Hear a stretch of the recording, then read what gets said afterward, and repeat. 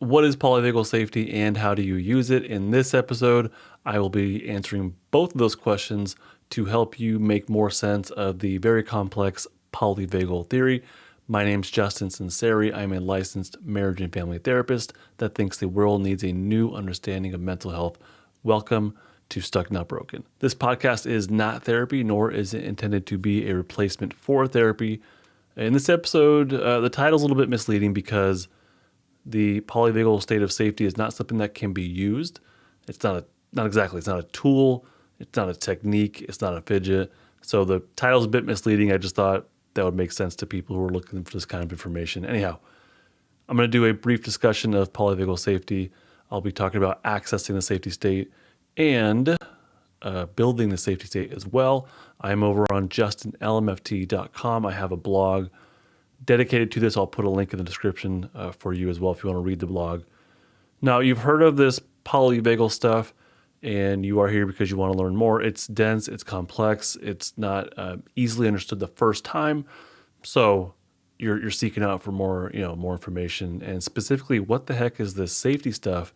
And you might be asking, well, how do I use it? And it's a great question. And like I said, just a second ago, you can't exactly use it. That's actually kind of the wrong question. So let's figure out first, what is polyvagal safety? What do we mean when we talk about the polyvagal state of safety and social engagement?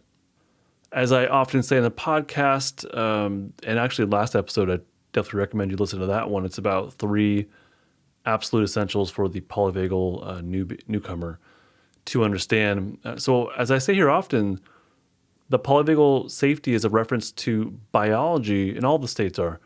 They're first and foremost a reference to biology. We are discussing biology in the polyvagal theory. We're not just talking about feelings. We're not just talking about quote unquote trauma responses. Biology. We are talking about biology. So polyvagal safety, when I say that or when you hear that, that is specifically referring to the ventral vagal pathways of the autonomic nervous system, to put it simply. When these pathways are active, this results in your ability or a mammal's ability to connect with each other, with other mammals. It leads to co-regulation. It leads to safe connection. It leads to relationships and families, nurturance. It's responsible for all of that stuff and more. Polyvagal safety allows you to socially engage.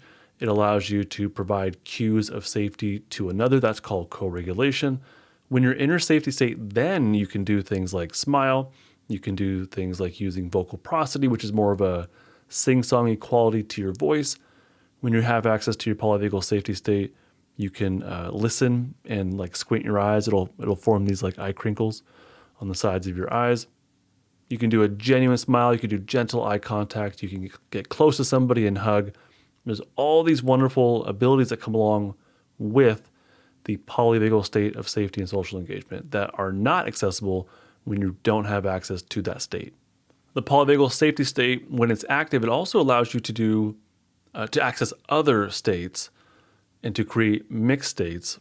So we have the 3 polyvagal primary states: safety, flight, fight, and shutdown.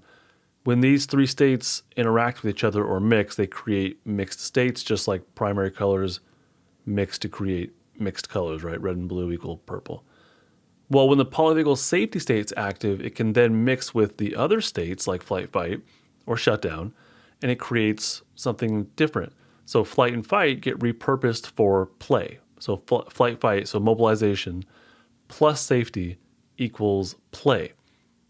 Shutdown, which is immobilization, like a death, faint, or collapse, when safety is active along with it, that becomes something different. It becomes stillness. It becomes that person's capacity to be still, to self-reflect, to sit in class, or maybe like right now you might be listening to me while you are driving or sitting in your chair at work or something like that. You might be using some level of stillness right now. When the safety state's not active, those defensive states become just flight and fight or just shutdown. They become their own primary state. But when safety is active, it becomes something else. So the next question becomes, awesome, Justin, how the heck do I do that? How do I become, or how do I access my safety state? How do I become more in my safety state? A fair question, a great question. and definitely something that I must address right now. Before I do so, you may not be aware that you can actually subscribe to this on whatever platform you are listening on, whether it's YouTube or Apple Podcasts or Google Podcasts or Spotify or whatever it is. There's a way to subscribe or follow the show, the episodes. Now, of course, I primarily want you to be able to access every episode as soon as it comes out or the morning of, to make sure you don't miss out on anything, right? But it also does benefit me as well. When you subscribe, it tells that platform that this show is worth subscribing to, especially if you're liking or commenting, on YouTube. But when you interact with the show through subscribing or following, it tells the platform it's worth doing so, and it can actually help me to reach more people. So that would mean a lot to me if you could help me out in that way. Now let's talk about accessing this polyvagal safety stuff. You need to do a couple things, or you need a couple of basic things present in order to access the polyvagal state of safety. The number one is actual, factual, literal environmental safety. So you need actual safety. You need to be free from actual danger to your person, your body.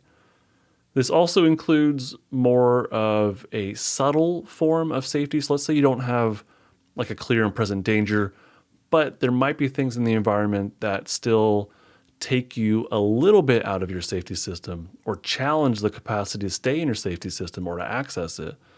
And that would be just like these passive cues of danger in the environment that you otherwise would not notice. So that might be like the hum of a refrigerator, bright fluorescent lighting, coldness, temperature has a lot to do with our neuroceptions of safety or danger. So those are environmental things that will affect your capacity to access or stay in your polyvagal state of safety. And the other one, piece number two here, is interpersonal safety. And of course, I mean literal safety. When you're with somebody and they're actually a safe person, they're not attacking you. That's kind of necessary to access your safety state. Co-regulation is the ability to receive cues of safety from a safe mammal. It could be a human, it could actually be a pet as well. When they look at you in the eyes or they come up and cuddle with you, and it kind of helps you just feel better. That's co-regulation. It's helping you get out of your own defensive state, up your polyvagal ladder into your safety state. These two pieces, like actual safety and in the environment, and also actual safety interpersonally, are completely and absolutely essential for accessing your polyvagal state of safety. So literal safety is important in the environment and interpersonally as well. No one has a perfectly cozy, perfectly warm environment or relationship. And if you do, hey, congratulations. So we're not looking for perfection. Really what we're kind of looking for is good enough. So it's an environment that is maybe not 100% perfect with the right wall color and heaviness of a blanket and the right scent and the right lighting, but maybe you have one or two pieces of these environmental safety cues that can get just right, and that might be good enough to help you get to access your polyvagal state of safety. Likewise, maybe you're with someone who is not a perfect co-regulator, but they're doing a good enough job, or you can tell they're really trying to connect with you in their own way, and maybe that's enough to help you to access your own safety state. By the way, I actually have a nifty gifty for you. If you're into this polyvagal stuff, it can be overwhelming. There's a lot of pieces to it, and they're not easy. So I created this thing. It's called the Polyvagal Checklist. I'll have a link in the description that'll take you to a landing page on my site. Sign up for my email list, and I will give you the Polyvagal Checklist. And actually, after that, you'll be able to access a whole bunch of other freebies as well. But the Polyvagal Checklist has the most important concepts for people like you and I, people that are curious and hungry to learn more, but aren't in the white lab coats and interested in things like heart rate variability. This is for the lay person. This is for the therapist who is using these concepts in therapy. So go grab your checklist. And for when it comes to the safety state, this might be enough. Maybe you can check that off your list if you kind of got it from this episode. But I've also got a whole bunch more free stuff for you on my website. Anyhow, go to justinlmft.com/polyvagal checklist. That's justinlmft.com/polyvagal checklist. If you live in a traumatized state, though, it's going to be a lot more difficult for you to access the safety state and remain in your safety state. It's actually going to be a pretty significant challenge. Those pathways, those safety pathways may just simply not be developed quite enough yet. I'm going to emphasize the word yet there. Feeling your safety state actually might be really uncomfortable. I had a therapy session today with a teenager who was able to climb out of shutdown up into fight and actually feel it. They were awesome through flight and up into their safety state. And when they got there, they had a little bit of difficulty hanging on to it, and they noticed that thoughts of like self-sabotage kind of would enter their consciousness. Thoughts of like, well, can I keep it up? Or thoughts of why even bother? You're not gonna be able to. You'll end up failing anyways. So accessing the safe state is great, and we have to do so in order to practice continually accessing it to make it easier the next time, but also really you're building the strength of those safety pathways. So the building of it is really important. It's not just about accessing it. It's not just about resetting the vagal nerve, whatever that means. It's not about hacking something or other. It's really about the continual practice of accessing your safety state. And the way you know that is you feel it. You'll feel more connection. You'll feel more patience or empathy, calm. You'll feel this impulse to be close to others potentially, or to look inward and be more curious about what you have inside of you. Those are your indicators that you're in your safety pathway. It's not about doing the right technique to reset or rewire or whatever the popular terminology is at this moment. Basically then, like, polyvagal safety is not something that not something to be used. It's not like a thing that you can like consciously use or turn off and on. It's really something to be developed.